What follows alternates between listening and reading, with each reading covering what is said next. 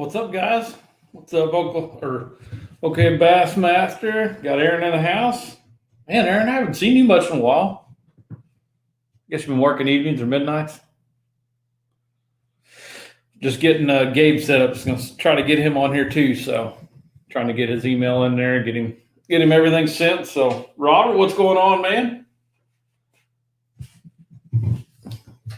Jay Basson, what's dude? Oh, you're working? Yeah, I kind of figured you were. It's kind of why I haven't seen much of you, so figured that's what it was. So everybody's had some decent weather finally. So anybody catching anything good or seeing the bass coming up? Doug, what's going on, dude? I know here in Southeast Missouri, they're seeing a lot of the smaller bucks. They're starting to really push to the shallow waters. Here at the pond, I know I've really seen them. They've been up, especially in like the real dark green grass or the moss that's up there. If the sun's out, man, they've been packing along that stuff. You can throw a chatterbait, swim jig, whatever you want right in front of there, and they'll hammer it pretty easy. So it's been working out pretty good. That and they, as you guys seen the other day, yesterday, my son and myself went out. We were throwing the little rate swimmer, and we're tearing them up pretty good on that. I mean, spinner baits have been working really good, so it's been a pretty good week so far. So I'm really enjoying it. So what's up, Tom?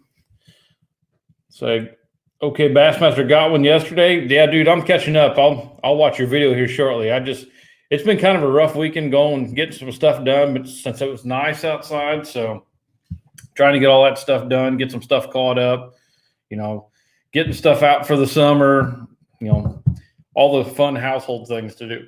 So I haven't had much time to be on YouTube, have any of you guys experienced anything with the notifications on YouTube? I was talking to several people a while ago, and I know I talked to another guy on Instagram too, and he said he's been having problems getting notifications. And I know there's been several channels I haven't been getting anything from. Any of the comments on my videos, I haven't seen any comments. There's been no notifications of comments whatsoever. So I don't know what's going on with it. Just kind of curious if you guys have had or seen any of that or had any issues. So Jay Bass says, nice catch this week. Yeah, dude, I appreciate it, man. That was a little tank. She surprised me. I caught the other one that was 7.3 probably 3 weeks ago, I guess. And when I seen that second one, I thought for sure she was bigger. She just had a lot bigger body to her, but I guess the scale doesn't lie. So both of them were 7.3, and I'm fine with that. I'll never turn down a 7.3 any day of the week. So King Gade was busy yesterday. Yeah, dude, I've heard it's been jam packed over there. Like I said, Perry County Lake here, it's been jam packed. The Legion Lake, it looked like a trout fishery down there. I mean, there were just people all over the bank down there. I've seen several pictures of that. So it's been pretty nuts. So BP Fishing, what's going on, man? Nice to see you in here. Robert Daniels, oh yeah, 4.3 and a 6.9 on Cedar Lake. Dude, that's awesome, dude. I seen the one picture, man. That's pretty good. Some nice bass. I know Gabe had said something about going over to Cedar Lake too. I don't know if he's going to go or not. He said something about Kentucky Lake too. So I want to get out. Lake of the Ozarks trip this weekend. It has been done. We aren't going, which I'm completely disappointed in. I really, really wanted to go to the Lake of the Ozarks, but with all this stupid crap going on, not going to make that trip. I told my boy we're going to try to either go to Lake of Egypt. I might get a wild hair at my butt. We might just drive to Kentucky Lake. It's about 2 hours, 2.5 hours. But, we can get up at 3:30 or whatever and go spend, 8 hours there and come back. It's not a big deal. So I haven't made up my mind yet. We'll figure out something, though. So let's see. Okay, Bassmaster says, I got mine on a jig, Texas rigs. Spinners have been working with me. Well, that's awesome, dude. Like I said, I know you're a little farther south than I am. They're probably a little bit farther along, but your swim jig game ought to be spot on right now. Especially, when it comes to swim jigs, my favorite color of water is I want a little bit stained water, and I'll throw that white swim jig And man, I just kill them up. I either use that Rage Menace as a trailer or the what's the other one? It's a little speed crawl. They work really, really well for trailers, and I throw them both in white, so they're really good. Asleep at the Reel, what's going on, dude? If you guys have not checked him out, if you guys are into crappie fishing at all, Asleep at the Reel, he's got a really good channel. He's growing really quick. I think he's up to about 13 to 1,400 subs already. But he's got a really, really good channel. He's got some really good editing skills too. I'm sure some of you guys seen him on here last week. He was actually asking me and Gabe about editing skills, but that dude don't need to be asking us. We need to be asking him. So he's got it going on. He's pretty good. So BP Fishing says notifications have been messed up. Yeah, dude. Like I said, I don't know what's going on. It's really weird. Like I said, I don't think I've seen a notification for comments in probably a week. So I'm not sure what's going on with it. It's kind of weird. So let's see here. Robert Daniels says, plus caught some unders. That's good, dude. That's a good day, man.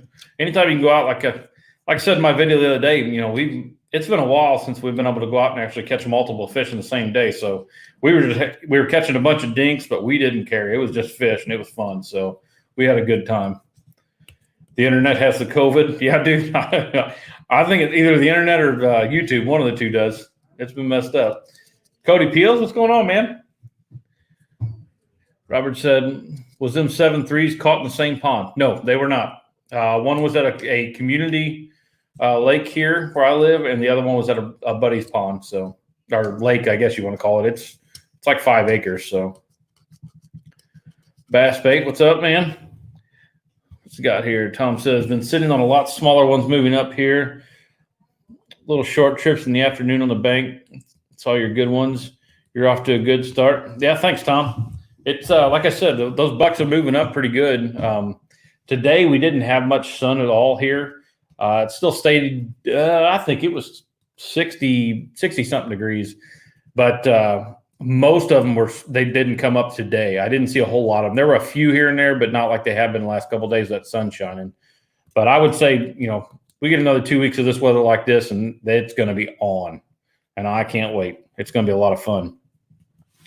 So I was the first boat Sunday morning, and when I got back there weren't any parking spaces. At least 40 boats were there. People are all on the lake now. Yeah, man. I don't know if you didn't tell me in my last video or whatever. Like I said, they were at the community lake where we're at. Missouri went out and they said, hey, for right now with this COVID-19 that's going on, nobody has to buy a fishing license till I think it's April 15th. So everybody and their brother, sister, mother, dad, whoever, they are all at the lakes. They're overly crowded, which, don't get me wrong, I'm all for everybody getting out and doing some fishing and having a good time, getting outside and enjoying some, fresh air. But in the back of my mind, I can't help to think that this could be an issue next year.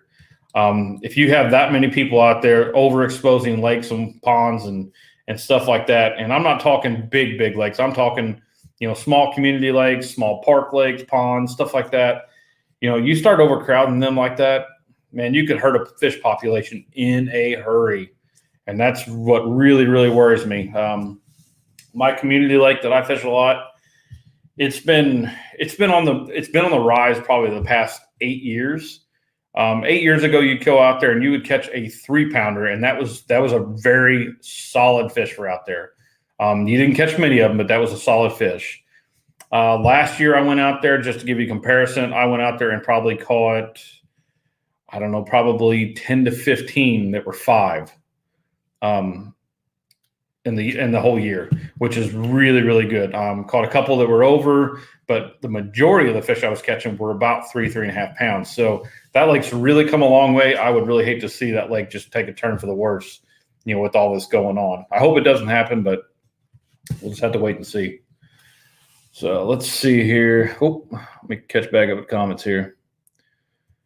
All right. So Doug says, still trying to get on the lakes, but been too busy with work and the weather has been too cold. Yeah, Doug, it's it's starting to make the upswing. So hopefully everybody will start seeing that. I know the northern guys, I know you guys are probably still struggling a little bit with the cold weather, but I assure you it's coming shortly. So it's just finally hitting here. And I think usually about once it hits about mid-Missouri where I'm at and stuff like that, you start seeing about 2 or 3 weeks difference there. So I would imagine the northern guys are going to start seeing it here shortly.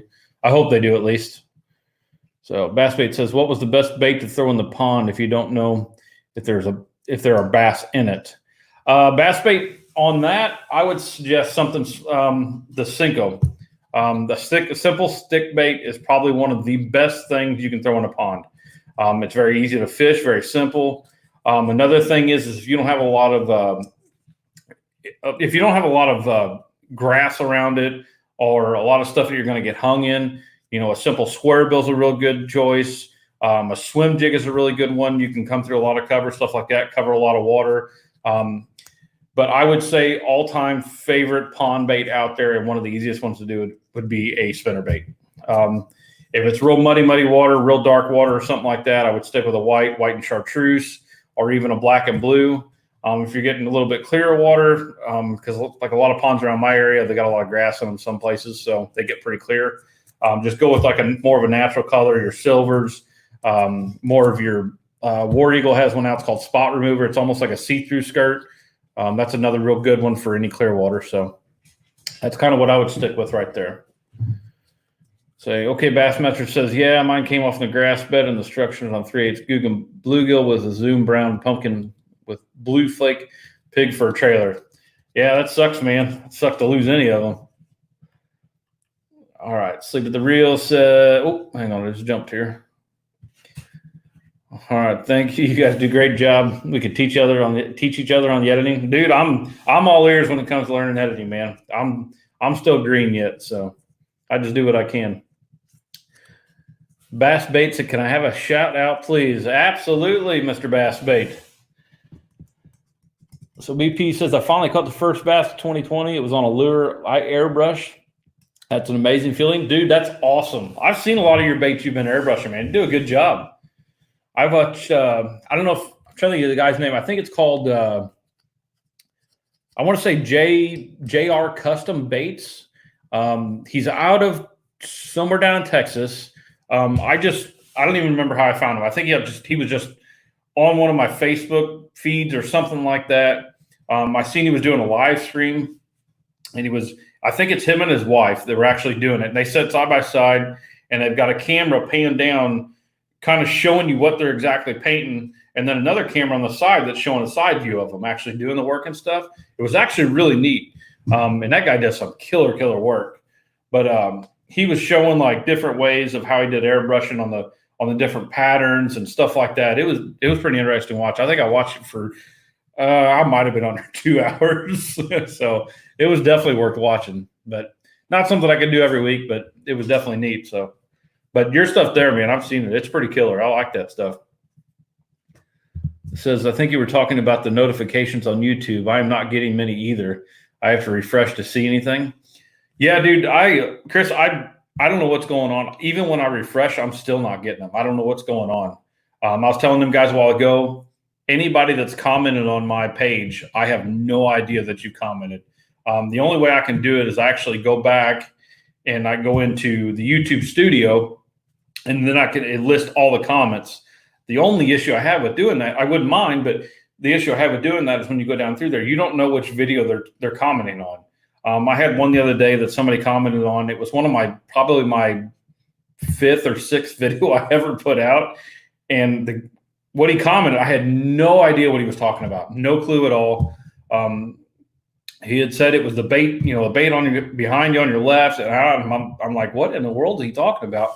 And it took me several minutes to figure out what video he was actually talking about. And I actually had to go back and watch the video because I still didn't have a clue what he was talking about. But yeah, it's like I said, I don't know what's going on. It's just kind of odd. So, and evidently I'm not the only one having that issue. Thank God. I hate to see it for anybody, but Bass Bait, I would say the Texas rig, but it's always my favorite. Okay, Bassmaster, you're right. Texas rig's another good bait to throw in a pond.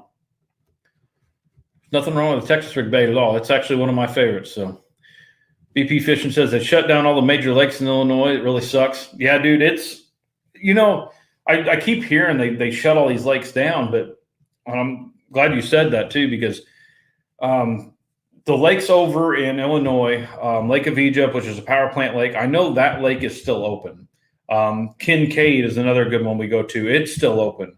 I know 2 of the marinas there on Kincaid are closed, but the other marina is not. It's more of a backwater access to it, but it goes right in the lake. I mean, it's a main ramp too. So I'm not for sure what they mean by shutting them all down. I don't know if they mean just shut all the tournaments down, or if just fishing in general, because I've heard both ways, and I'm really not for sure, and I can't get a clear answer either. Other than I've called over to Lake of Egypt, and I've talked to Ron DeRosa, which he's another good guy. He lives over there, and both of them have said that they're open. So I don't know what's going on. Let's see here. Chick settings when I go into the studio, see the pic of the thumbnail on the right side. Clutter your chat with us. Oh, thanks, Chris. Yeah, I don't have that setting, I guess, on my phone or whatever. I'll have to look at that and see. Thanks. So, Somebody Real says, I have to learn to bass fish. I inherited a ton of bass stuff, but I really don't know when or where to what to use. Usually catch the bass while I'm crappie fishing. Can't find crappie, but I catch bass. Dude, I'll tell you what, man, that goes the same for bass fishermen too. We can be on a good, stump or a good brush pile or something like that. You'll start picking some crappie off there too. So don't feel alone doing that. Like I said, we'll hook up, because I want to go fishing down in Texas. That's just a kind of a dream of mine. I want to go down there and fish. I want to fish in Florida. California is a bucket list all day long. Go to Clear Lake or something like that out there. I'd love to fish a big reservoirs. That'd be really neat. Let's see. BP, ours is flooding. Ours is flooding and goes to the south, not a river fed in the lake. Makes sense to have to choose due to flooding because of the COVID. Yeah, dude, there's a lot of that stuff going on, a lot of flooding too. That's another thing. Doug says, weather just recently getting nice, but been working too much. Been too tired to go out on my days off. Dude, I hear you, man. I kind of heard somebody the other day kind of complaining about, having to work, but I'm working through this too. My wife is working yet. And she works for a huge company. It's called TG USA. And they manufacture like car parts, like different, like your dashboards or your grills or your vents and stuff like that. And they shut down probably 90% of that whole building. She works in a separate department. They are still working, thank God. I mean, she's got enough days saved up she could take off. It wouldn't hurt her too much, but it is nice not having to use that. And like I said, myself, I'm just pleased I'm working and not laid off somewhere, because there's a lot of folks out there that are laid off right now. And it may be okay for right now, but later on down the road, it's probably going to hurt. So let's see. Bass Bait says, what is better, MTB or Monster Bass? I'll be honest, Bass Bait, I've never had the MTB box. I had the Lucky Tackle box for a little bit. Was not impressed with that at all. I really wasn't. MTB, I hear a lot of people kind of complain about constantly getting sample packs and, just stuff like that. Monster Bass, on the other hand, and I know I've got a Monster Bass shirt on, I would say is probably the better box, to be honest with you. I've seen, I couldn't tell you how many different unboxings and stuff like that. The one thing I will say is they do name brand. They do full packages, and there's not many people that complain about it. There really isn't. I know they did one here about 4 months ago. There was a Strike King Takeover box, and I mean, that box literally blew up. I mean, everybody loved it. They were impressed. You got more than your money's worth out of that box, I can tell you that. I know a lot of people wish they could bring that back again, which I'm sure they probably will run that again. It's very expensive for that company to do that, but it was very generous of them to put it out there and do that. It was well done, I will say that. But I mean, to be honest with you, like I said, I haven't had it, but I would say just from everybody's feedback and everything, I would say Monster Bass is definitely a better one. So BB says, from what they're saying, is anything that's controlled by Illinois DNR is closed. See, I don't know how that works.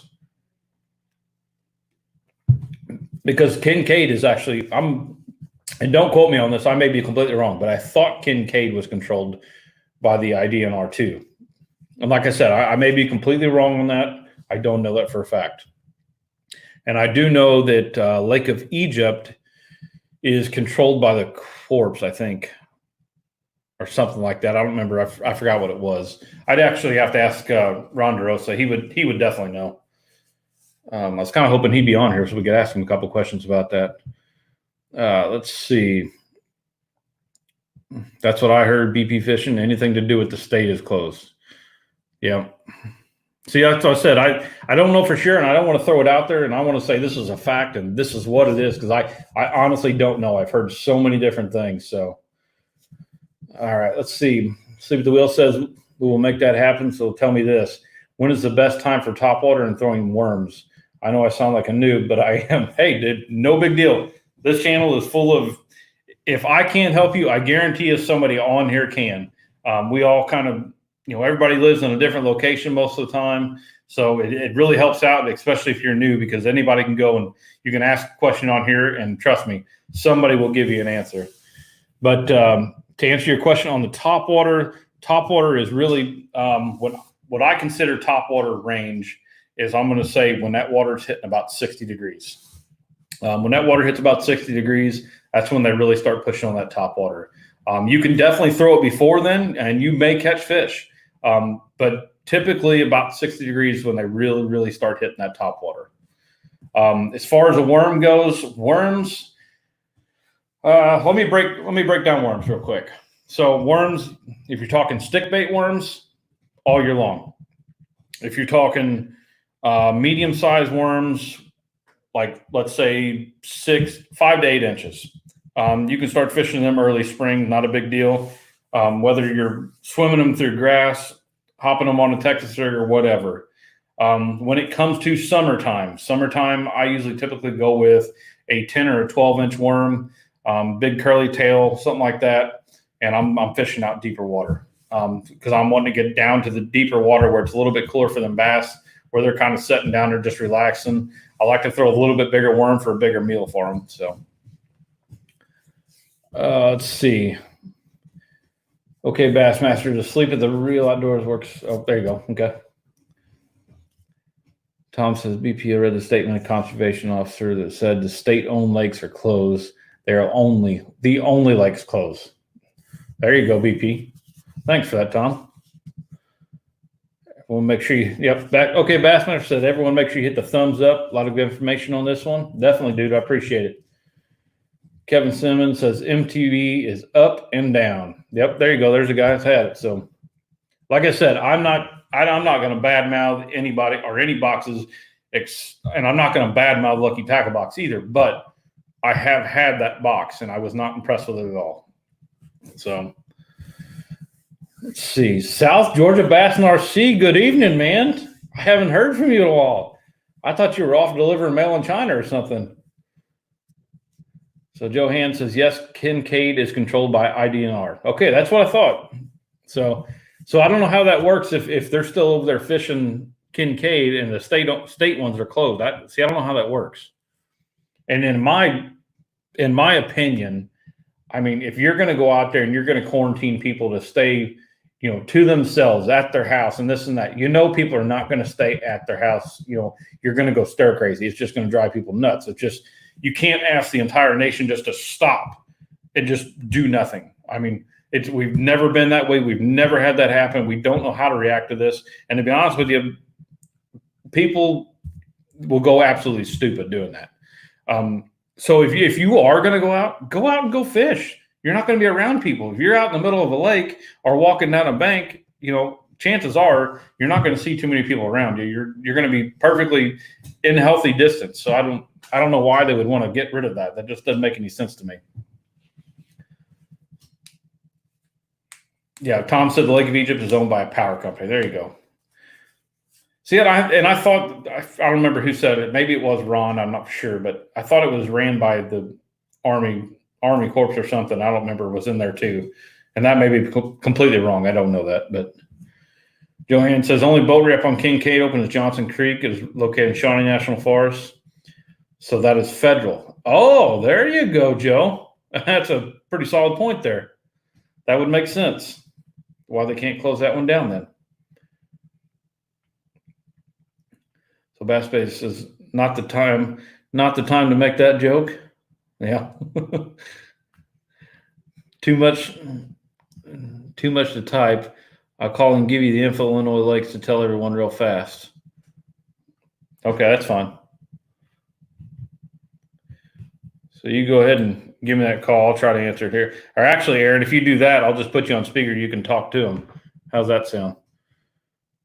And I don't know what happened to Gabe. I sent him an invite, but I still haven't seen him jump in here yet.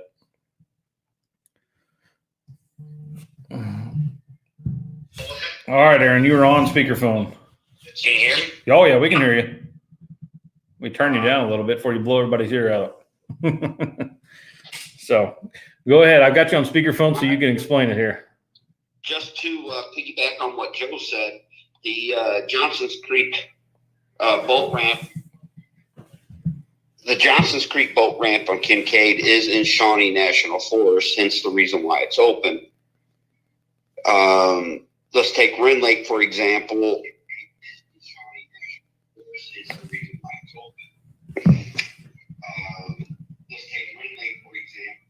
What happened to you there? Oh, we got a huge delay. I don't know what's going on. Oh, yeah, it's going to delay. So, but yeah, you can go ahead. It's fine. But anyway, on Wren Lake, everything that is operated by IDNR, which is Sailboat Harbor in, what is that, 159 or 153 that goes across. That 154, yeah. 154, but everything to the south on the dam end, boat ramps are open. Okay. So that's what, all our Illinois lakes, anything that is IDNR, like they said, operated, closed. But if anybody else has anything to do with it, they're going to keep them open. Gotcha. All right, man. Well, we appreciate that information. It makes a little bit more sense now. So, all right, bro. All right, man. Thank you. Yeah. Later. All right. See you. All right, guys. So there you go. That helps out a little bit there. So the federal stuff is open. That's why those are open. That makes a little bit more sense. I have to keep that in mind if I go over there then. So, all right. South Georgia Bass says, doing fine here. Just been busy delivering mail and stuff around the house. Health is fine too. That's good, dude. Glad to hear that, man. So Sleepy Real says, here in East Texas and Texas Parks and Wildlife are encouraging us to fish on a boat. Just stay away from each other. We have a few county ramps. Everything else is privately owned for the public. Well, that's cool. Okay, so that'll definitely help out. Looks like 10 Horse Monty is trying to jump in here. Hopefully we'll get him on here in a second. Richard Stroud, what is going on, man? And Carl Stokes, haven't seen you in a while, dude. What's going on? Yep. South Georgia Bass said Aaron sounded good. That's cool. So Bass Bait says try to make your own baits. I'm not going to do that, man. I tell you what, there are so many people out there trying to make their own baits. It is unbelievable. And to be honest with you, I didn't have any idea how many people were out there until I started YouTube. When I started YouTube, they come across everywhere. I mean, there's all kinds of people, but you can kind of weed through some of the ones that are just out there doing it for fun and the ones that are taking it serious. If you go check out BP Fishing, I can tell you, you go look at his paint jobs on his, they're pretty phenomenal. I'm telling you, they're pretty impressive. Somebody that I work with is Moxon Lures. He's got his actual own company and does his own baits, but he just does the jigs and stuff like that, swim jigs and the bed head. But the bed head is unreal. So, and look, we've got 10 Horse Monty here. Let me get him up here real quick. So, what's up, folks? Can you hear me? Oh, we can hear you loud and clear, dude. Right, man. Cool. I'm glad we got this out since you trying to bring the Rona up here, man. Nah, man, you keep it up there, man. You keep it up there. It's getting a little bit crazy. I don't know. It's just kind of starting to starting to climb a little bit. Yeah, it is here. That's what I was saying. You know, for being a small town, we, you know, both of us live in small towns, and it's starting to make its way up. So Yeah, they're getting a few. You know, the testing site is on my mail route. Actually, it's in Arena Park. So I've been talking to the gatekeeper there, and they're seeing some people come in that are sick. You know, not that they're all going to be tested positive. You know, because it is still flu season. There's a lot of sinus stuff going on, but he said there's been some sick people coming through. So it's for real, man. I mean, we're you know, I'm hoping it's going to peak in a couple 3 weeks and then start leveling off and going back down. But nobody really knows. I mean, it's just a big mystery. You know, it's one cool thing is it's forcing people to bond more, in my opinion. I mean, the kids are out of school. You know, there's more family stuff that's going on. I've been seeing a lot of people out on the lakes with the kids. You'll see a dad and, you know, his, you know, 6th, 7th grade kid out there in a boat with them, which that's always good, getting the kids out of the house. Oh, absolutely. Yeah. It's, you know, my son and I, we went fishing the other day. You know, it's good to get out with him, and, you know, he's still learning stuff, so it works out pretty good, you know. Yeah. I was actually teaching my daughters are on the stairs looking at me. They're going, "What's going on over there?" A live stream right here in our basement. You can get them on there. Why not? They may come down in a minute. We were out fishing at the pond, and I had a frog tied on, and they were working with the bait caster for the first time. So that's awesome. They didn't blow my reel up. So you're gonna get them a DC? Time. What's that? You're gonna get them a DC? Not if I don't have to. I think I'm just gonna take it slow and learn the other way. You know. Yeah, I tell you, that's what built confidence for you know, for my youngest boy Dominic. He threw that DC while I had him for a while there, and he loved that thing. Well, you have to let me borrow it. Do what? You'll have to let me borrow it. Oh, I gave him back already. You did? Okay. I'm sure I could get it again though. But yeah, he threw that for a little bit and really built confidence, and, you know, having that, he thought he had thumb control, but it did it for him. But as soon as he got done with that, and I told him, I said, "All right, you got to put the other one up now, and, you know, try this out. Try the real deal." Get in here. Yeah. You know, you're sitting here looking over the top of the computer at me. But yeah, after he did that, I mean, he's been throwing his own for probably 2 months now, and just took off with it. So yeah, he's got to get the flipping thing down a little bit, but he's got a real cheap. It's not I say it's a real cheap reel. It really is. It's one of those 13 fishing ones. And that thing, I took the brakes all the way out. I took the tension all the way out, and that thing still drags a lot. And I don't know if that's just how the reel is or whatever, but I mean, I can't even hardly flip with it. If you've got something on there that's half ounce, I mean, it barely goes anywhere. So yeah, I was kind of surprised. That reel, I guess I got it set up good because Ella was throwing with it, and she made a cat. I went through the whole protocol about what to do, you know, push the thumb bar down, just barely touch that spool with your thumb. And as it gets close to the water, kind of push down on it and stop that spool. And the first thing she did was cast. It just takes her thumb completely off, you know, like she was scared of it. And the frog hit, and my spool didn't blow up. So, you know, I guess it was set up halfway decent. I mean, I don't really know. I'm so used to just casting, I don't ever think about it. The only time I make any adjustments is if I'm throwing into some pretty heavy wind. Right. But usually even then, I can just kind of control my cast a little bit. I don't really just whip it real hard. I just kind of lob it a little bit. Right. So, yeah, baby steps, man. Yeah. Let's see. We got some couple deals here. Okay, Bassmaster, Tom, they're all saying hi to you. Hey, what's up, guys? Sleep at the Reel says he loved the wall behind you.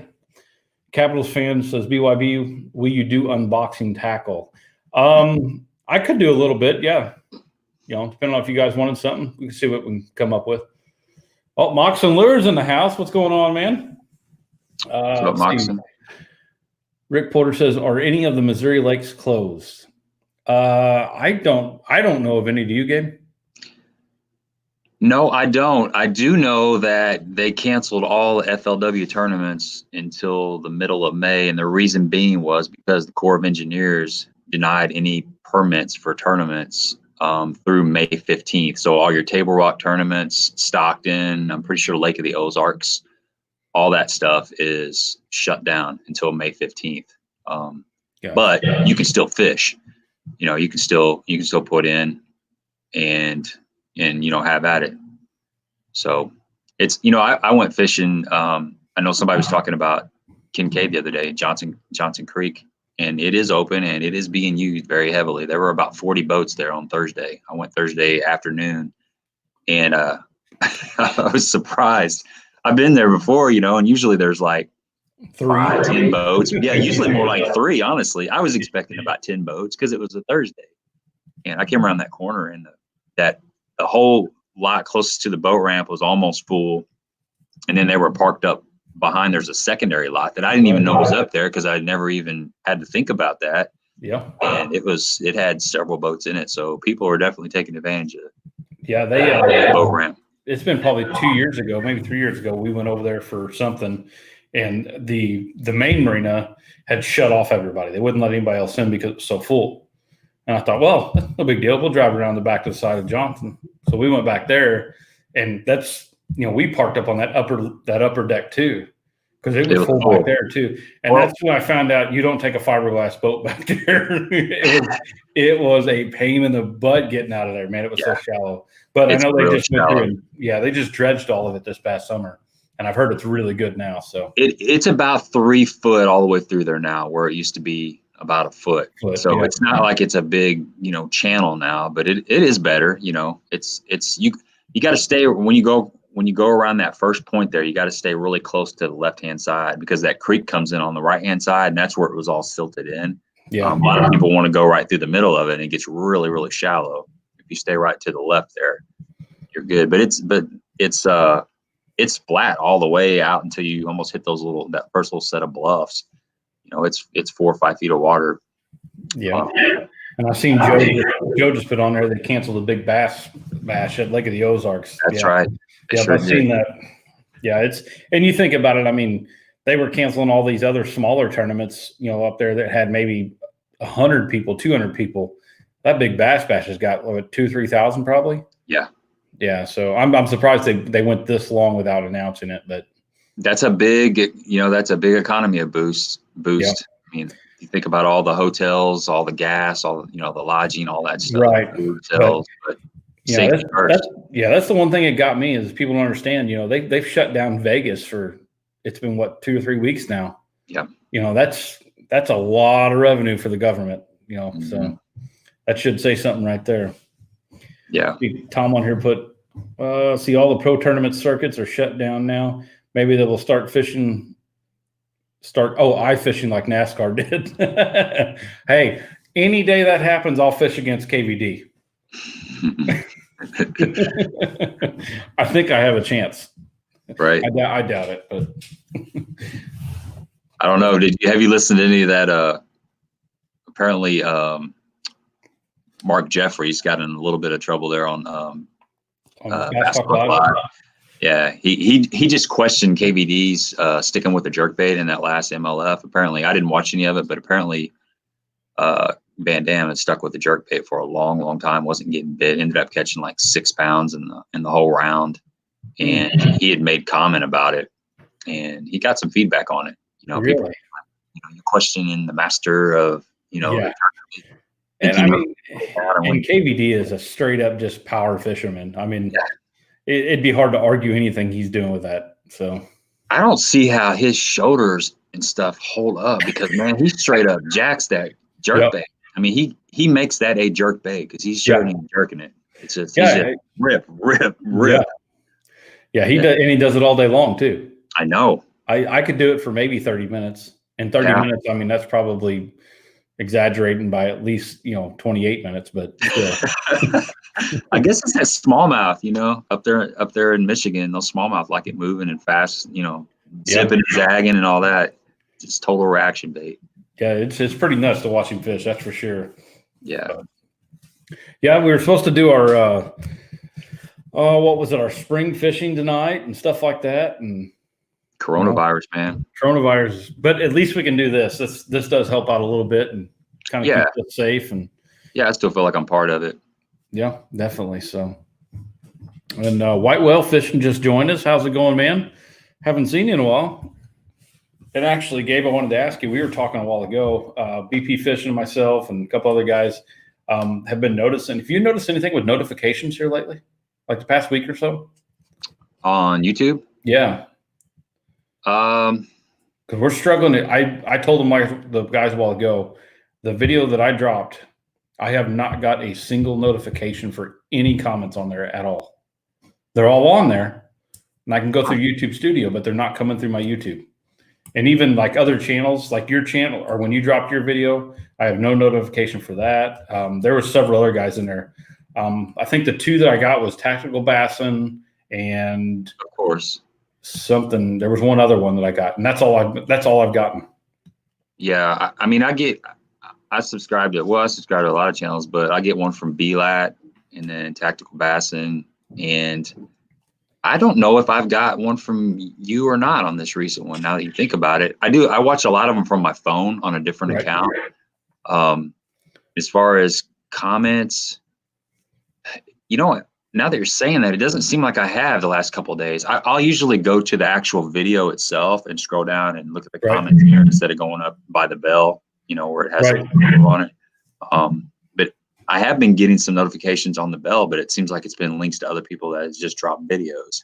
Yep. As far as comments, I don't know. I don't think I have. I'll check later. Yeah. Yeah. Like I said, I don't know what's going on with this. It's a little fishy, but kind of odd. So yeah, I would say this doesn't happen very often, but this is like the third time I've had this happen in the past probably 6 months. So it's hard on those small guys, man. I mean, you know, you're going to get your notifications from BLAT and from Tactical Bassin and stuff, but you know, the little fish swimming around at sea, we gotta claw and scrape to get any kind of notification. Dude, it's tough. Whitewell says he's I can't talk now. He said, I'm still getting most, I think. I got one from both of you in the past 2 days. That's good. Yeah. It's encouraging. Sooner fishing. What's going on backyard, you big fish slayer? Hey, dude, even a blind hog finds an acorn every once in a while. Yeah, you've been on, man. You're standing in an oak forest lately. Yeah, it's been pretty good here lately. I've just, you know, the couple of days that I have got to go out have been pretty decent. When we fished the other day with my son, you know, I told him, I said, today's a spinnerbait day. I mean, the clouds were coming over real good. It was good chop on the water. It was windy. I was like, you know, it's a good spinnerbait day. And I threw it for, I don't know, probably, 30 minutes or so starting off, but I just couldn't get hit on it, you know, but we were up at the other pond. It was real muddy. So went down to the other one's a little bit clearer. I fished about halfway around it and I finally put the spinnerbait back on, and I'm glad I did. It was definitely worth it. So, yeah, no doubt, man. It's just been how there's little feeding windows right now. I mean, all the time there's little feeding windows, but I went to Cedar yesterday and we couldn't really get bid on a moving bait. We'd catch one or two on a, you know, every hour on a spinnerbait and a chatterbait. Right. And we kept bouncing around. Well, about the last hour or so of the day, man, we found this little stretch. It was the typical classic last deep water channel swing before going into a spawning area. And it was exactly where they were supposed to be. And they were there, and we caught like 5 overs and a couple nice, like 17-inch upper slot fish in like the last hour. But we were flipping. See, we were flipping. And I know that lake's been giving up some really big fish in the last 2 days on a moving bait, you know, the chatterbait and the spinnerbait. Right. But they just, for some reason, it may just been the timing, but they didn't want it. And when we started slowing down, we started catching those big fish. So they were in the area. We were just moving it too fast for them. I guess that little cold front kind of just pushed them down a little bit. Yeah. Yeah. You're finicky right now. Yeah. Something else I've noticed too, you know, I know we've had these warmer days and it's been warm. Like I think we hit 80 or 81 that one day, and then had 70 something the next day and 70 something the day after that. And I really thought that I thought more fish would move up, but like I said, I've seen a lot of dinks moving up, but nothing of decent size yet. I know I caught that big one. She was still probably 10 or 12 foot off the bank at least, but she was in probably 7 foot of water. which don't sound like much, but when you're talking a lake that's on an average maybe 8 or 9 foot, it's still pretty deep water for her. So, right. And they do typically move up in the afternoon. You can you start out shallow in the morning and not be getting bit, and then come back. Well, say it's getting dark about 7:30 right now, so you can come back about 2-3 o'clock, and you'll start to see if they're going to move up. That's usually when they're going to start moving up. Right and you can be catching them on a totally different way than you were catching them in the morning. You just kind of got to check those areas that they're moving to. You mean I actually have to fish? You actually have to fish, yeah. Oh, man, you're killing me. Yeah. You got kind of a disadvantage as far as fishing those lakes over there. A lot of those guys, they're 10 minutes from the lake, so they can go 4 or 5 days a week and check those fish for a couple of hours, and actually, and they'll know one day they're catching them, or one day they're not catching them, and the next day, boom, they moved up, and they can kind of have that to themselves for a little while, as long as they don't have a YouTube channel or post a bunch of Facebook stuff. No kidding. Like some other idiots do, huh? Yeah, because is out there, right? Everybody's over there. Yeah, I know those fish are hammered this weekend. Yeah, Sooner Fishing said, I know Sunday around 3 p.m. here they was destroying the soft plastics on the banks on a little spinner with a lunker grubs. So that's the same thing that was going on with us. That's interesting. Well, it was a little bit later, but yeah. Like I said, they're a little farther south than us, so it make a little more sense. But because I know Kincaid, I was over there Thursday, and it was tough.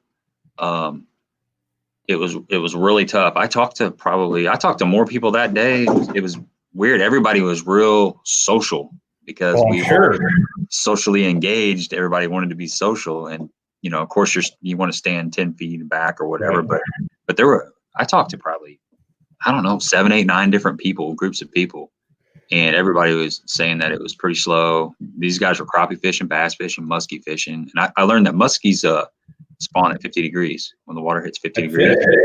Yep, that's what couple guys over there. You know what? That actually makes a lot of sense over at Kincaid.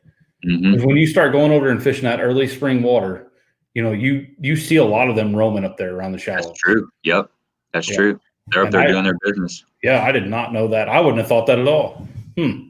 Moxon's got a good question there for you. Okay, he says, do you ever throw the big hair jigs in the summer? Yes, I do. I kind of started doing that when I started fishing down at Kentucky Lake. That's kind of a big deal out on those ledges, throwing that 3/4 ounce, 1 ounce hair jig and just hopping in there.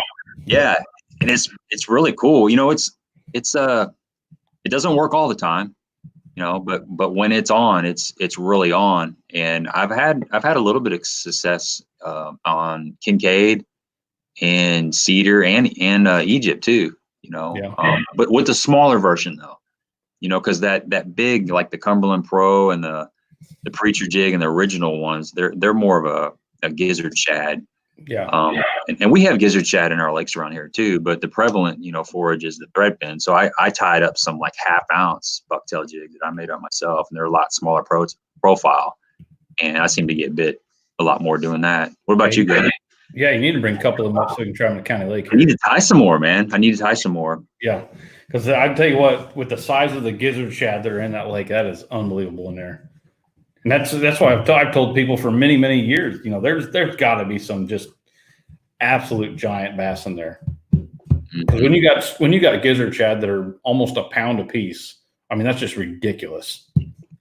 So, yeah. If something's eating them, they're Godzilla. Yeah, exactly. And eventually I'm going to have one of them. That hair jig bite's fun though. It's yeah, you end up losing the rod out of your hand real quick with that.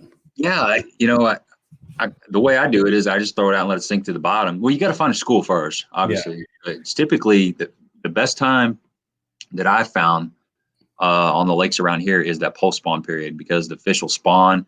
They'll kind of, if you've got grass, they'll kind of hunker down in the grass for a little bit, a few days, and then they'll move out. Some of them will move out to the point. Some of them will stay in shallow. And if you can find that group of fish that's moved out to the points, and when they're out there, man, they're feeding, because they've been going, they've had one thing on their mind, and they burned a lot of energy doing it. So when they wake up, they're ready to eat. So if you can find that school, you can get right. You can get right in a hurry. It's a lot of fun. But I fire it out and let it sink to the bottom.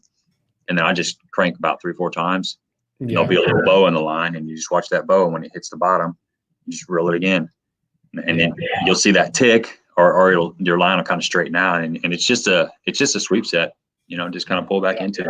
I know when we fished it the first time, we were actually taking that thing almost like a jerk bait, but you take it through, like you said, you let it hit the bottom and you rip sideways, reel down to it, rip sideways, just reel back down. It was kind of like fishing a spoon, just, you're not doing it vertically. So, right. It's the same, the jig's doing basically the same thing. The reason that I started using, not the reason, I just kind of learned this from somebody else, but instead of using all that energy to jerk the rod, you can crank your reel handle, and it's not so hard on your body. You know what I'm saying? You're still making that thing jump up off the bottom by cranking your reel handle really fast. Right. It's the same. Basically, I think your jig's doing the same thing, but yeah, that's a lot of fun. Yeah. See if we can catch back up with some comments here. Tom says, catching some of my fish on a combination of soft plastics and the chatterbait. Yeah, that's another good one. I didn't even actually think about telling best baits or bass baits where that guy was on here a while ago. Chatterbait would definitely be another good one for a pond. Let's see. Sooner says right on Bassmaster. Any luck here, Broken Bell Lake? Here it is. That's what I was looking for. So Whitewell said the only YouTube issue I'm aware of recently is Bateman Baxter said that if you say the word that rhymes with coronavirus in your videos, that YouTube will not pay you for that video. That's I don't know how that would. That's very interesting. I don't know what difference that would make, but I mean, I'm not doubting it. I just kind of odd. And David said he's heard the same thing. So, and what's going on, David? I haven't seen you all. Robert Daniels said Cedar Lake Saturday morning through a Cinco frog, creature bait, spinner baits about 2 p.m. Started catching them on a chatterbait. There you go. Yeah, that chatterbait's been doing pretty good. I know there was a lot of good fish caught on Friday and Saturday over there. Yeah. Let's see. Bateman's chat on Saturday was crazy good. Bait after bait. Great stuff. So, let's see. I finally just figured out how to put the live comments on here. Courtesy of my daughter that's over here. She's like, push that button. It says live comments. So now I can see what's going on here. Oh, you were in private comments, weren't you? I was in private chat, yeah. I'm learning. Yeah, actually, I was on Asleep at the Reel. I was on his live stream last night, and I got on his stream, and I was in the same boat you're in right now, and I couldn't figure out, like, man, I can't comment. What's going on? I can't comment at all. But yeah, I figured out the same thing. You had to go over to the live comments, so that's the only bad part. So David said, what's up, guys? Good to see everyone. Tom says they will cut your video off if you say that rhyming word that happened to Kevin 3 times the other night. Really? I didn't know that because maybe that's why I wasn't getting notifications. I mean, that would make sense. It really would, because I mean, right at the beginning of that video, I even made a comment about why they were opening the lakes. Maybe that's on a live stream, though. Maybe that's just on a live stream. He's talking about the bait man, right? Yeah. Yeah. So we're not gonna say that tonight. No, I ain't taking a chance with that. Let's see. Whitewell says I'm not catching daily squat. We just had a warming front go through here, and the people were catching PBs left and right on Saturday. I was stuck at home with the kids. Oh man. Yep. You should have strapped them to your back and went on. It's how it always works. It's like the guy at the boat ramp's like, they're not biting today, but man, you should have been here yesterday. They were always biting yesterday. So many times. Like, well, okay, I guess I'm gonna have to work a little harder today. Oh, yeah. So South GA Bass, send it my way, man. Hope you're holding up all right down there. It's been, we got to work out there as mailman through all this stuff, and that can't be fun for you guys having to deal with everything like that. Yeah, you just never know what you're touching. We touch thousands of pieces of things every day. I've been just keeping gloves on. They've been pushing the hand sanitizer. Keep your hands away from your mouth. Right. They've changed our starting time starting tomorrow. They're staggering it, so there's not so many people waiting at the time clock. So gotcha. We got 3 different starting times now as opposed to 1, and we got 2 different break times now. And a lot of people just stay at their case and don't go to the actual break room. And then there's the smokers that go outside. So we're already kind of split up anyway, but they got, 2 different breaks now. So I mean, I'm sure, what was that, back in 2000? Oh God, I don't even remember when that was. The anthrax scare. I'm sure you guys were worried to death then, weren't you? Probably worse then than you are now. I remember there was a lot of innovation just like it's going on in the current time. They had contracted some companies to make these big machines that were, chemical testing machines. Anything that all the parcels had to pass through this, like, it's basically a mechanical sniffer, just, to try to weed out any kind of anthrax residue. But yeah, it was scary there for a little bit, but yeah, you can't live in fear. You gotta go on with your life, and you just be mindful about things, do what you can, but you can't let that control your whole life. And if you look back in history, everything that's happened that at the time was, the biggest, scariest thing, we've all prevailed and we've come through it on the other side. We just got to all be patient, just take a breath and enjoy the time that we're, That's a little hard when somebody says you can't go fishing. You can go fishing. Go to a farm pond. Yeah. You can always go to a farm pond. Yeah. Even if you sneak out in the darkness at night and camp out in the, in the hayfield and wait for the sun to come up. Yeah. It's kind of like getting caught with the farmer's daughter going out there. Yeah. David said PA's finally warming up, getting ready to go on his first outing. Well, good luck, David. Hope you get some good ones at least. I know you guys have been rolling through some pretty chilly weather up there, so. Let's see. Okay, Bassmaster says I got to get rolling so we can deliver more toilet paper. I'm going to leave it in this deal. All right, dude. Well, good luck, man. Thanks for delivering TP paper. We enjoy it. So, Tom says I'm trying out these new earbuds on and talking text, so everything's coming out right. There you go. That's awesome. Yeah, those. I don't know if I showed Gabe or not. I've got some wireless ones that I really, really like.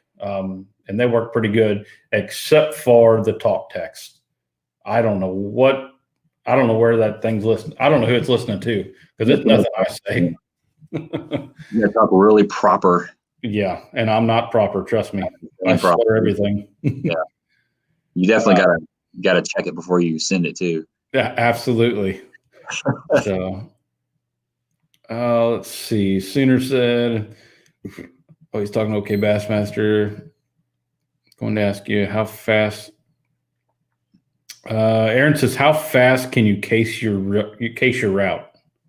How fast? What are you, like a supervisor or something? He's gonna throw you under the bus on live stream here. As fast as I need to case it. Yeah. Your manager's watching, going, "Go ahead, say it. I dare you." Man. No, man, it changes every day, dude. It just depends on the mill volume. I mean, we have standards. We have what's called the 18 and 8, where we're supposed to throw 18 flats and 18 letters in a minute.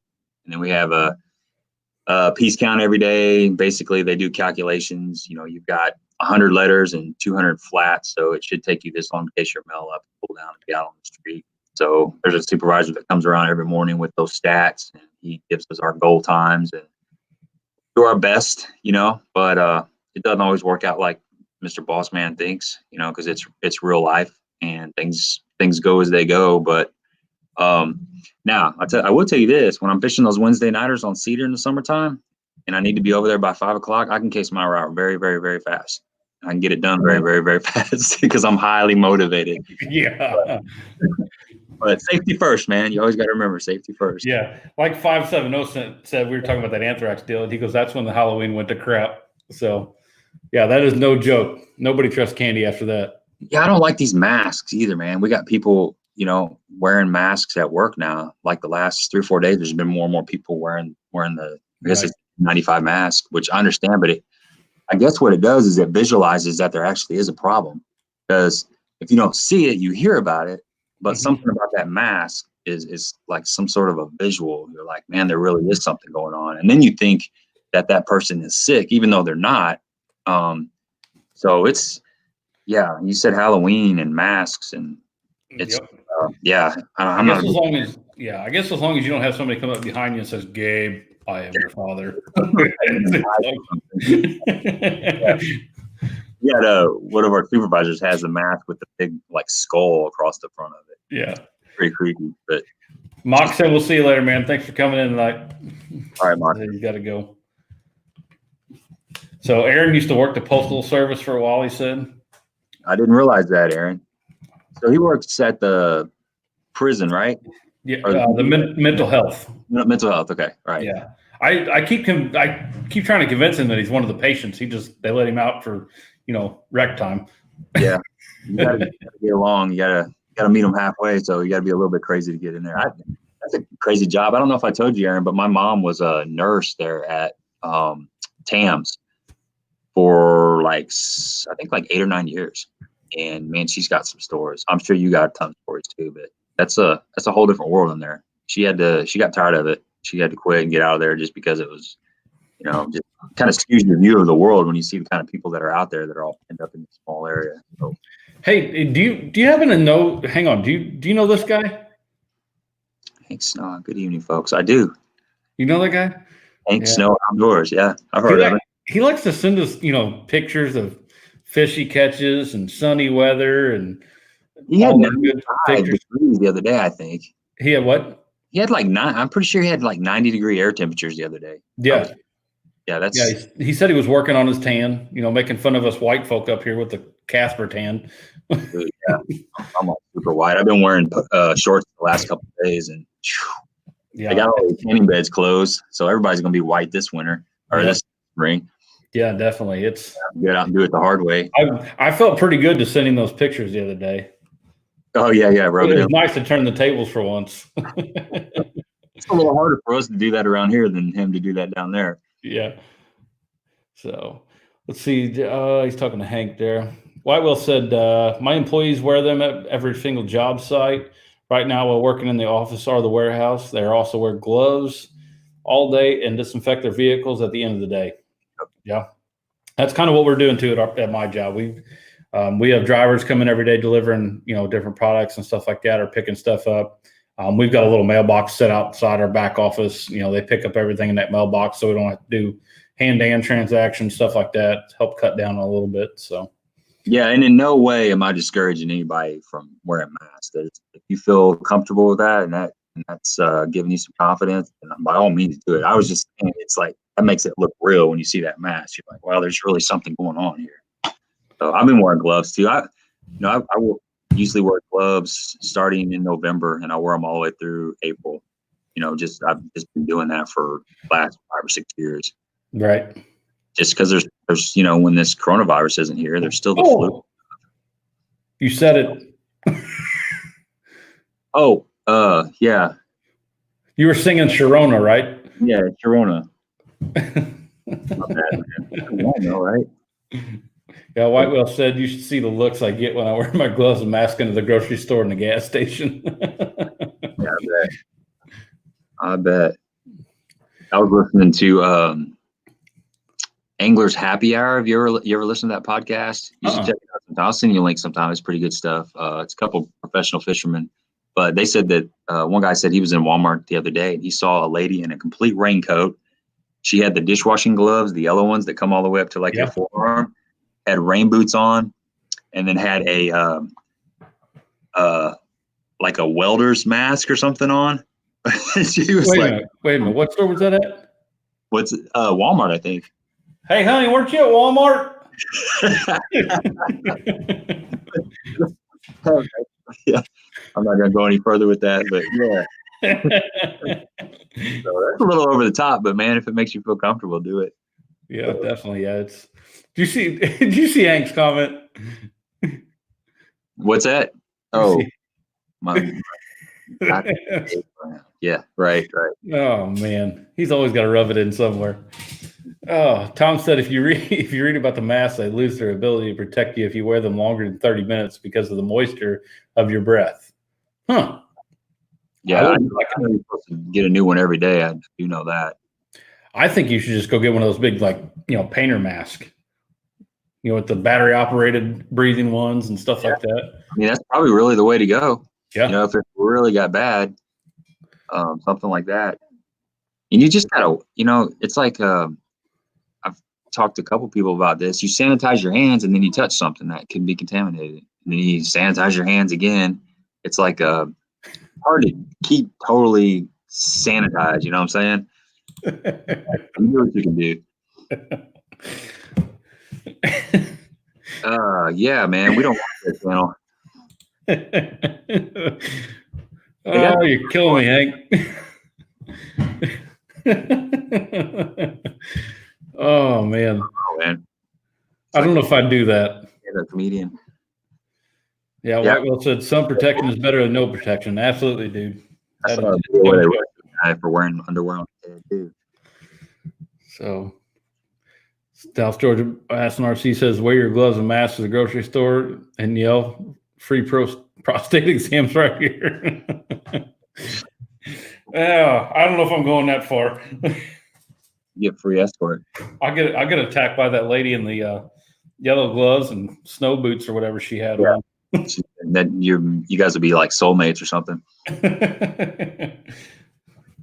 Yeah, Tom said sorry, I meant Hank Snow. Yeah. I don't know what kind of videos you guys are watching, Tom and Hank. It's getting a little weird there. wearing your underwear on your head. Oh. But well, dude, I guess I'm gonna jump off here. We had a good stream tonight, man. It was definitely worth it. So yeah, thanks. Purifying respirator. There you go. We might have to be doing this for a couple weeks, you know? Yeah, just to, like I said, I think they're, from the way I understood it, pretty much after normal work hours, let's just say, 7 to 5, 7 to 6, something like that. I've heard a lot of the, police officers, stuff like that, have really been kind of keeping an eye on people traveling around, making sure it's not joyride stuff like that, kind of keeping them to your house and stuff like that. So, yeah. I had somebody text me last week about going to Kincaid. They were coming down from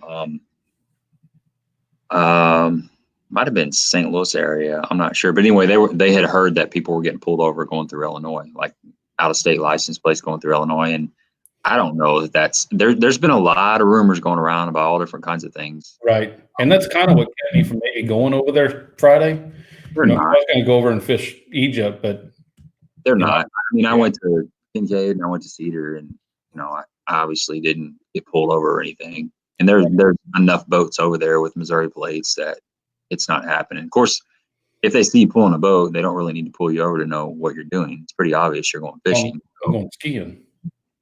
yeah. Going to Burger King. I just wanted to pull this big boat to the drive-through. Yeah. So I did see. Let's see. Hank had put on there. Or nope. Hang on, let me get back up here. Let's see where we were at here. Sooner says, "Okay, guys, thought I would drop by, hit a new spots this weekend. Tight lines, y'all. Night, everyone. All right, see you, Sooner." Hank said, "So what are you both doing to catch those nice fish I'm seeing?" Say, see you later, Sooner. I like that. Yeah. Well, you were throwing that water spinnerbait. Yeah. Do what? So I've just been throwing a spinnerbait a lot. Yeah, that's what I caught the big one on. Was spinnerbait. And then also I caught the other one throwing Texas rig. Yep. I caught him flipping yesterday, but it's been spinnerbait, chatterbait around here for me at least. Yeah. I would say about 2 more weeks, maybe 3 weeks. That swim jig bite should be getting ready to start up. So that's one of my favorite times right there.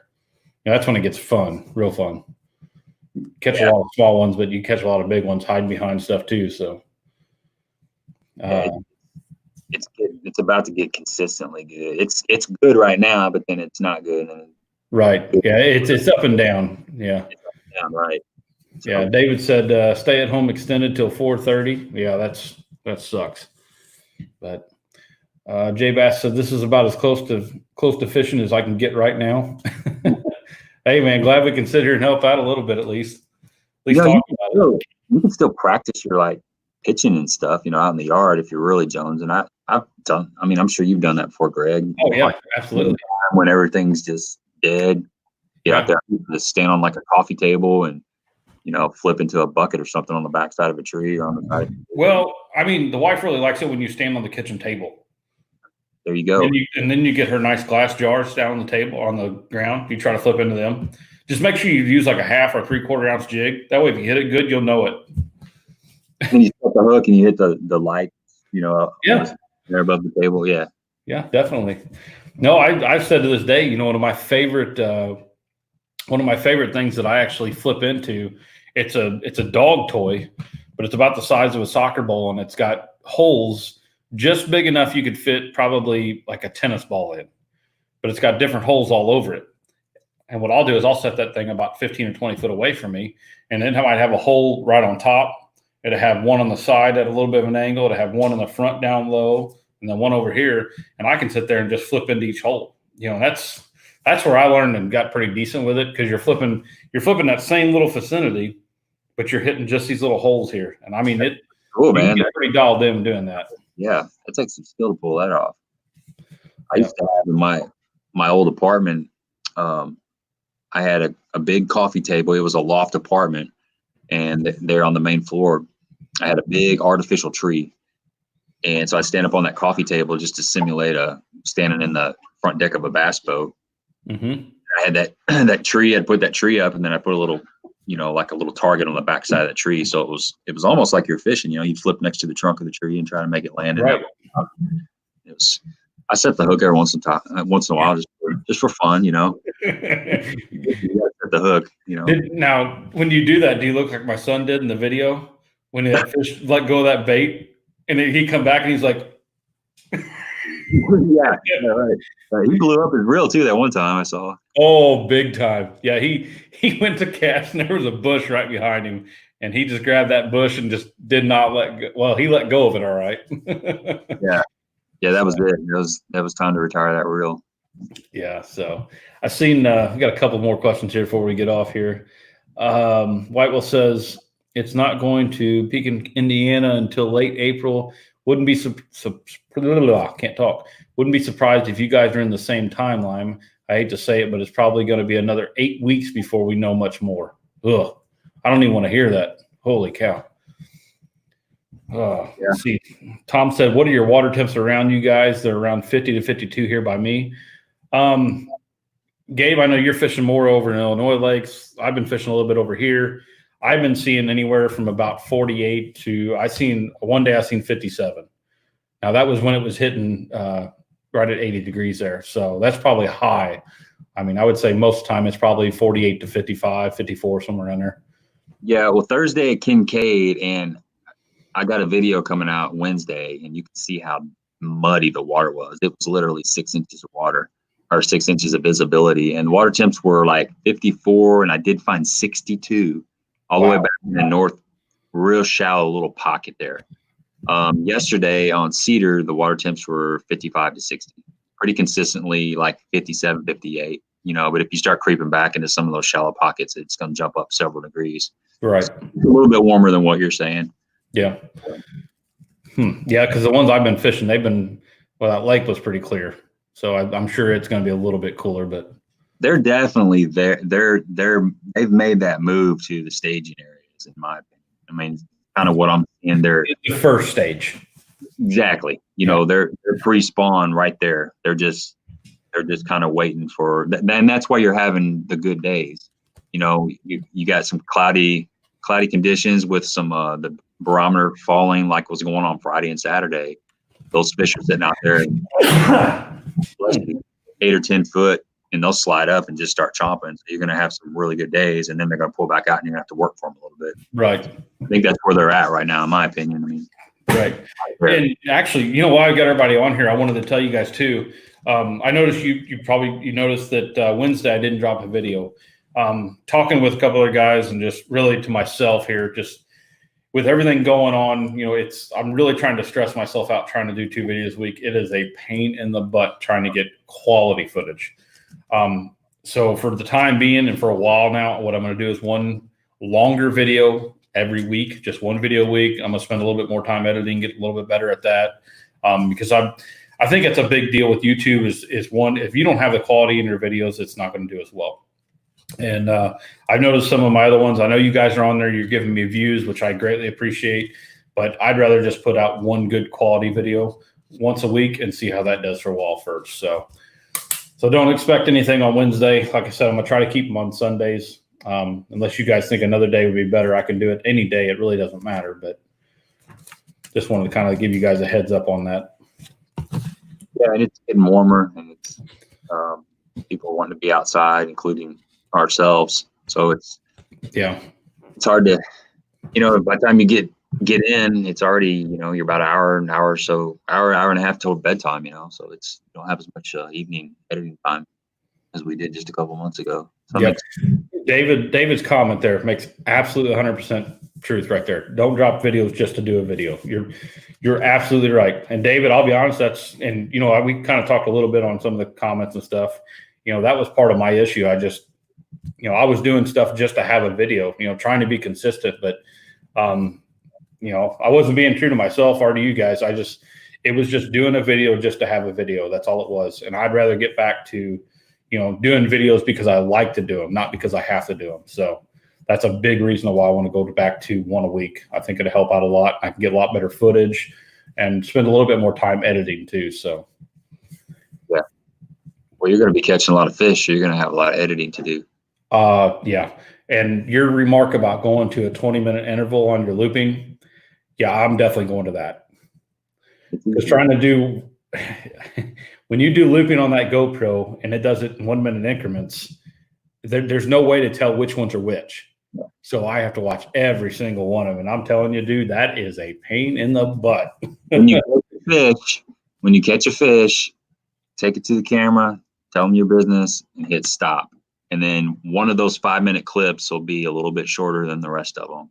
That's your target clip. That'll save you a lot of time right there. See, mine don't show it. It just does them in 1 minute. No, I'm saying when you do a 20-minute loop. Yeah, you look for that short clip that's less than 5 minutes, and that's the one that's going to have your fish catch or a point of interest that you can go back and look at. And gotcha. I know exactly what you're saying, dude. I tried to do the same thing for a while with the 5 minute cut into 1 minute. Yeah, it doesn't work. See, when I first started it, I think what it did, I don't know how I did it, but it was starting out numbers. Like it would run like, let's say 1720 to 1730. And then it would jump numbers and be like 1746 to 1751. So I knew where each 5 minutes was. Now it starts at 1720 and goes all the way up to 1860. And there's none missing there. So I don't know where I actually stop the camera. That's the problem. Yeah. And here's another thing. Like if you go back, if you try to delete files real time out on the water, there's a good chance you're going to end up deleting something that you needed to keep. Yeah, that's why I don't even mess with it. You'll be mad. You'll be like, dang it, where's that 3 or 4 pounder that I caught? It's not on there. Yeah. And well, I appreciate that comment, dude. I do. So, White Whale says top 5 pre-spawn baits. We can go over that. I mean, I got time. It's not a big deal. So, Gabe, if you want to go first, I'll let you go first on this. I'm actually going to go grab a water real quick while you're doing that.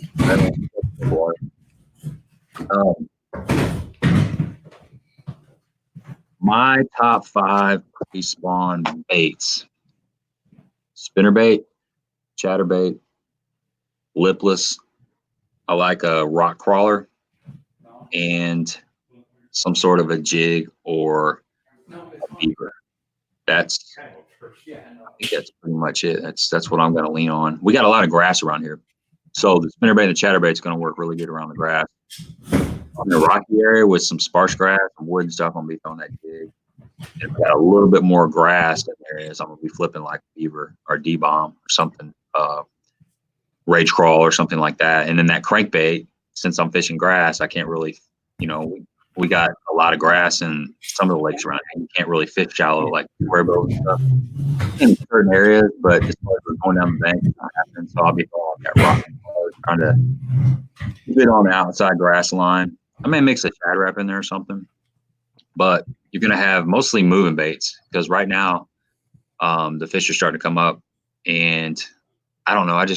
It feels like I want to be fishing shallow. I've been messing around with those A-rig fish and those jerkbait fish and the underspin stuff. So it's nice to be able to kind of go down the bank and just kind of power fish. But It's gonna be moving stuff. I mean, pretty much moving stuff, but you still got to be able to. You gotta slow down a little bit too. So that's my deal right there.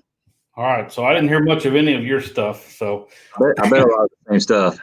yeah, I'll go on mine here. So first one, definitely swim jig in the spring. Now I'm guessing let's see what he say. Top 5 pre-spawn. Okay. So pre-spawn, definitely swim jig. Swim jig's a big one of mine. Obviously the spinnerbait is another big one. You were talking about slowing down. That's why I'm definitely going to throw the jig and the Texas rig. I kind of put them in the same concept right there. But those two right there are my absolute slowdown baits, are flipping baits for brush piles, stuff like that. You know, those are huge in my category there. The chatterbait, you guys know I'm not a huge fan of the chatterbait, but they work, and they work good in the pre-spawn. So it's hard not to pick one up every once in a while. Big stick sitting by. Yeah, guys, this is Dominic. So I'm sure you guys seen him in the video. So Dominic, hey, what's up? What's up, guys? So he's trying to learn. He kind of got burnt out on fishing last year. I tried to take him to a few too many things and got him real hot, and he did not care for that too much and kind of burnt him out. And sure. One, he was throwing his open face reel, and it wasn't really working out for him too much. It was real parabolic. I mean, the whole thing bent down. It was like just a plain medium rod. So got a little bit stiffer rod in his hands. He's liking that a little bit more now. He can feel a little bit more and throw jigs and stuff like that. So yeah. I think he'll needs to work on his PB this year. So he's only got one about 2.5. I guess, I don't know. Yeah, so about 2.5 pounds. So if you don't steal it. Yeah, now he says if I don't steal it. So he's still blaming me for not catching that fish the other day. So yeah, you're gonna get one, man. You're gonna get one. You going? You just keep this next month. If you go as much as you can and throw the right stuff, you'll come across a good one. Yeah. And another big bait that I will throw out there, is a square bill. A square bill is extremely hard to beat. I would say probably 5 years ago, a wiggle wart was a big player in my tackle. And I still throw the wiggle wart, but I don't throw it nearly as much anymore. It gets down a little bit deeper. It has a great hunting action to it, but I'll put that square bill on about 10-pound line, and I can get it a little bit deeper. And I just, for whatever reason, I think I get a lot more bites on that than I do the wiggle warts. Yeah. You know what's cool is there are so many baits out there, and there's enough people fishing that fish different baits at different times. Because like your top 5 is similar to mine, but you mentioned how you used to fish the wiggle wart more. Mm-hmm. And now you're fishing square bill. I used to fish square bill more, and now I'm fishing like a rock crawler. 2 different depth zones. Right. But let's just say theoretically, for all the people that don't fish a square bill anymore, there's people that have changed from fishing one thing to a square bill, and then some people that moved from a square bill to, say, a chatterbait. You know what I'm saying? There's enough baits out there that fish aren't seeing. They're still seeing a lot of the same stuff. Don't get me wrong, but you know what I'm kind of saying? It's interesting how that works. Oh, absolutely. And like I said, the wiggle wart was my big one. I started. That was my first crankbait I picked up and actually got religious with and threw it over and over and over and over. I didn't throw any other crankbaits, big time till I started throwing that. And once I threw that and got used to throwing a little bit of a crankbait, I mean, that opened my doors up to the 5XD, the 6XD, a lot of the Norman, fishing in Kentucky Lake, and Norman DD20 is awesome down there. Yeah. I started fishing a lot more of that stuff, and it really got me into crankbaits. So, right. Yeah, I see David put Cinco on there. Man, Cinco, you can fish Cinco 12 months out of the year and catch a fish. Yeah, the Cinco is just an absolute. I mean, it's a hammer, absolute hammer. I mean, there is nowhere.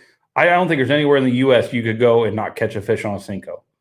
And when different ways you can fish it too. Totally lockjaw. I've seen this. I'm sure you've seen it 100 times too. When you can't get a bite, you can just fish that Cinco really slow. And if there's a fish that is willing to bite, you're going to catch them. Yep. And I tell you what, and what surprised me is how long it took for people to come out with that wacky rig setup. Guys were out there doing it years and years before, but never said anything. And there's a good reason they didn't, because they were just absolutely whacking guys in tournaments on that, But, that, like I said, that Cinco, you can fish so many different ways. Like you said, you can fish it really slow, completely weightless, which is one of my absolute favorite ways to do it. I'll even throw it on my spinning setup, because I'll go down to that 4.5-inch Cinco, with a EWG style hook, probably like a 3 or 4/0, just skin hook it barely, or if it's got that slot on the side, slide it right in that slot, and you can put it just about anywhere you want. And as far as skipping baits, I mean, that's one of the best baits to learn to skip with. Right. So, yeah, it's all around. It's just, like I said, it's an awesome bait. I mean, I don't know if anybody would want to argue that. No, I don't think there is an argument. It's if you fish very long and you put that on, that it's super versatile. Like you said, the ways you mentioned, but you can also put it, you can L weight it, do like the Neko rig, and then shaky head, man, it's killer on a shaky head. Right. I kind of discovered that the last 3 or 4 years. That's something that they do down on Kentucky Lake a lot. It's like a 1/2 ounce or 3/4 ounce shaky head with a 7-inch Cinco on there. Yeah, and that's what talking to Isaac, that bed head, that's going to open up a whole different ball game.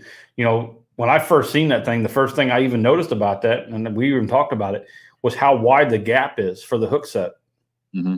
And a lot of those shaky heads, they're pretty small, and it's hard to get a good hook set on sometimes. But with that bed head, it's got that wider gap in there that you can really get a good hook set. So. Yeah, and it's got the screw lock in there. It's not a fixed screw, so it flexes. Right. It actually will give, so the fish can get that hook, which is not to mention you're not stabbing yourself in the finger 18 times trying to get a worm on it. That's right. I think that's part of the reason why I didn't like shaky heads to begin with, because I was just stabbing myself in the fingers constantly with them. So. Mm-hmm. Snoke said, "Watch him catch a 5-pounder on a chatterbait." Yeah, that's probably what will happen. Yeah, maybe. So, so it's based on last spring for me: 6-inch swim bait, swim jig, chatterbait, and spinnerbait, and a Cinco. Yeah, we were. You know what? Well, I'm glad you said that, because, like I said, we were just fishing the other day with that little 4-inch rage swimmer, and he was kicking my butt on that thing. I mean, I don't think he had 3 or 4 fish before I caught my one. So, yeah, that's another really good one there. Those little swim baits work real well. See, Tom says, have you ever heard the story of how the wacky worm came to be? No, I haven't. Have you, Gabe? Sounds like a setup. I'm kind of scared to ask. Yeah. I haven't heard, but I'm all ears. Yeah. David said that's why I just said Cinco. It's as a little joke, but it's so good at fishing beyond guys power fishing, it just catches them. Yeah, definitely. It's a silly looking thing. I think it looks like a little bait, especially on the shaky head. Those little minnows and stuff that are kind of just nosing down, getting that nose down presence. That's my theory on it. That's what it looks like. See, Kevin Simmons said, anybody use a plain old grub anymore? Save me many of days. What was it? The Gets It? No, he's just talking about a grub, just a curl-tail grub, like the Fat Albert that's made by Zooms. Yeah. I used to fish that a lot. I used to pitch with that a lot. Put on like a 1/4 ounce weight, like a green pumpkin tube, or not tube, but grub, and the Fat Albert, and catch a lot of fish. I've got away from it. Yeah, I still use them on my swim jigs every now and then. Yeah, and I used to just swim it too. That's probably one of the first baits I ever threw: crappie fishing and pan fishing. The smaller versions, like the little 2-inch white grub. That was a classic. You could always fish on that. What was nice about them is you could go to Walmart and buy like 300 of them for $2. Yeah. Yeah, they're very cheap. Yeah, exactly. So, all right, well, we're all caught up on comments again, so I think we're called her good there. We got an hour and a half in the night, so that's pretty good. So, yeah, that's good. Gabe, we'll get together next week. You want to do it on your channel next week? So, if I can figure it out. Well, I can do it from here. Okay. Yeah, we'll do it. So, I've got all your login stuff, so I can set you up on your channel and do the exact same thing. So, Nobody asked me about my fish. We'll get to that next week. Sounds a little hurt there. God, you've been hanging out with this guy? I put my trophies all behind me and really spice everything up. Yeah. We'll save that for next week, and we'll go from there. So, I like playing. All right, guys. Well, we appreciate you joining in, and we will see you guys next Monday. All right. Later, guys. See ya. See you.